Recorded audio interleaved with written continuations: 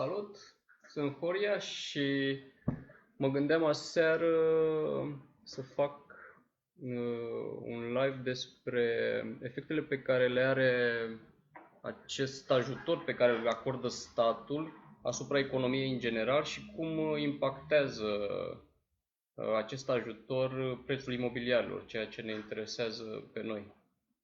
Și haideți să ne gândim, de exemplu, știm că Statele Unite oferă un ajutor firmelor de aproape 2 trilioane de dolari. În Europa, Germania oferă firmelor cam 175 de, nu, mint, 715 miliarde de euro. Ceea ce înseamnă că într-un fel încearcă să acopere această cădere, da, provocată de coronavirus. Dar e bine chestia asta, faptul că statele ajută firmele, este ok. Bineînțeles, ele vor supraviețui dar cine suportă practic aceste costuri? Da? Dacă mai e o chestie prin care statul vrea să ajute și prin faptul că obligă băncile să ofere dobânzi zero firmelor, da? Pentru a le ajuta să treacă de această perioadă, ceea ce este o chestie bună, deoarece la un moment dat firmele vor da înapoi acei bani. Dar hai să reducem la absurd și să ne gândim că acești bani, firmele stau acasă, da? Angajații nu produc, timp de un an de zile, firmele nu produc absolut nimic, da? Și angajați și ele primesc bani care, bineînțeles, se vor reîntoarce în economie și angajații își vor lua salariile, da? Dar tu un an de zile stai acasă, nu produci nimic. Este ok chestia asta? E normal să nu produci nimic și să iei bani? Ce se întâmplă? Practic, să zicem că lucrezi la o fabrică de pâine, da? Și tu un an de zile, normal, produci pâine, o scoți pe piață, o vinzi și din asta trăiești. Dar tu un an de zile nu produci niciun fel de pâine, da? Dar tu ți iei bani. Ce se întâmplă? Cei care cumpără pâine n-au de unde să cumpere pâine, da? Deci, în mod automat, pâinea va deveni mai scumpă, deoarece la un moment dat cineva va produce această pâine, da? Și eu cred că va crește inflația foarte mult datorită acestui fapt că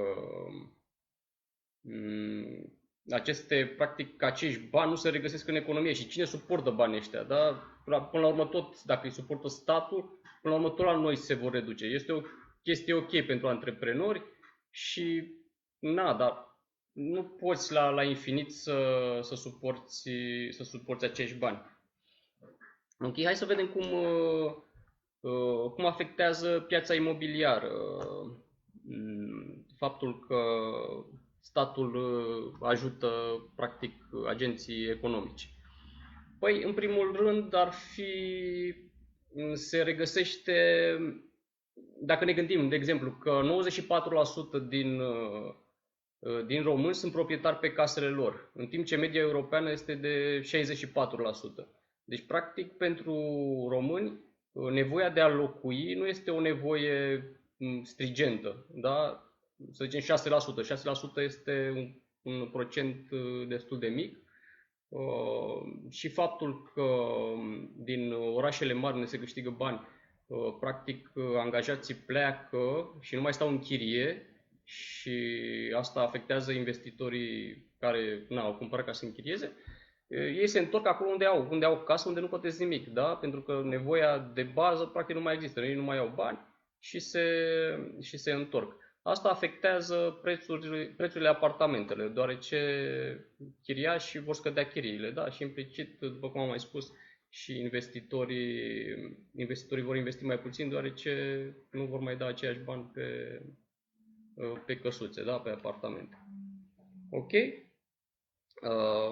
Oamenii se vor axa pe bunurile de larg consum, vorbind de inflație acum, da? Eu cred că inflația va crește, deoarece există aceste ajutoare de la stat. Da? Noi avem o economie destul de slabă, nu ne comparăm cu Germania, de exemplu, care a avut, cum se spune, nu deficit, invers. pe economic, da, și își permite să facă, deoarece are niște rezerve, au avut rezerve și ei dau practic din rezervele acestea 750. Dar noi suntem deja pe deficit și practic noi o să ne împrumutăm foarte mult. Acesta se va regăsi în economie cu timpul și cu siguranță va avea un efect negativ.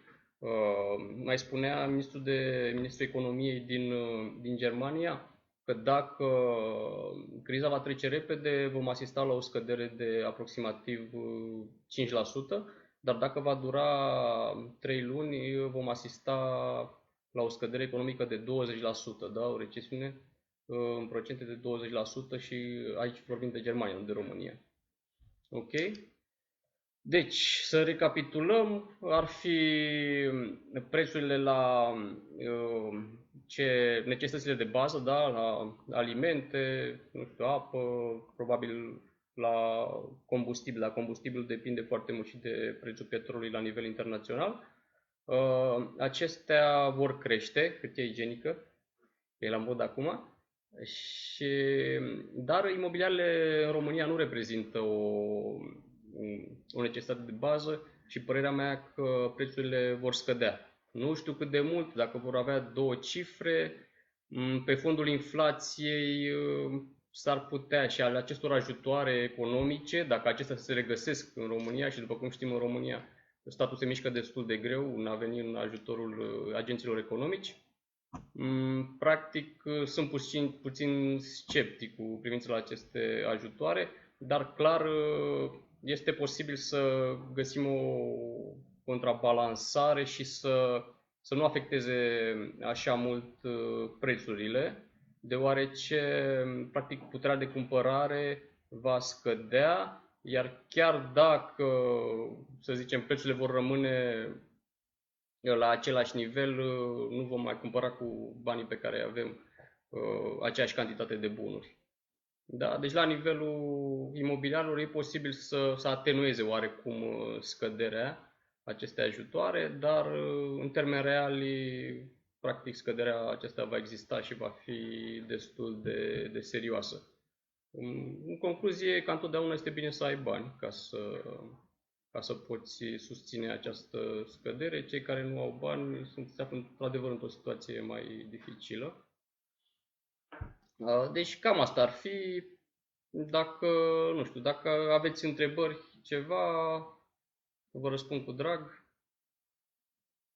despre aceste lucruri. Părerea mea că o să dureze vreo câteva luni. După cum știm, piața imobiliară se mișcă mai încet. De-abia în București se simte o mică scădere de 3% la imobiliare și acesta e doar începutul. O să urmeze probabil o scădere ceva mai mare și pe fondul venirii concediilor, dacă dau ăștia drumul la circulație, da, o să scadă interesul pentru imobiliare, o să crească puțin pe toamnă, cel puțin în centrele universitare unde vor veni studenții și odată când se vor ridica restricțiile, dar nu știu dacă practic va compensa toate aceste lucruri, va compensa economică care va avea loc. Voi ce credeți? E ok? Efectele aceste ajutoare de la stat sunt ok? Sunt bune? Sau ce impact? Mai vedeți alte efecte pe care le poate avea această mână întinsă de către stat agenților economici?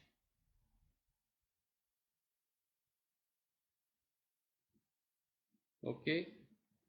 Dacă vă vine vreo idee pe parcurs, o să închei acum, lăsați un comentariu și vorbim pe Facebook în continuare. Ok, vă mulțumesc mult, la revedere, o zi bună și sănătate. În zilele astea ciudate, sănătatea e de bază. Pa, pa!